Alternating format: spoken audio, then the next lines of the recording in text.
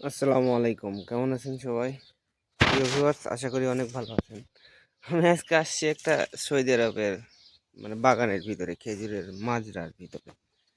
তার কি অবস্থা দেখেন, ভিতরে এতটাই সবুজ যে কতটা পরিবর্তন সৌদি আরব এখন। আগে বালি আর বালু ছিল, আর এখন দেখেন ঘাস আর ঘাস, কত বড় বড় হয়ে গেছে।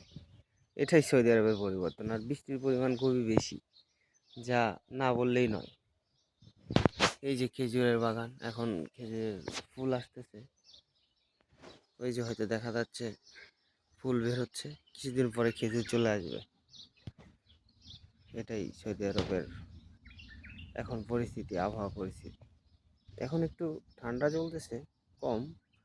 আর কি কিছুদিন পর এমন গরম চলবে যে বাইরে বাড়ানো খুবই টাফ, খুবই ডিফিকাল্ট। সবাই দোয়া করবেন, পেজটি প্লিজ সবাই ফলো দিয়ে রাখবেন।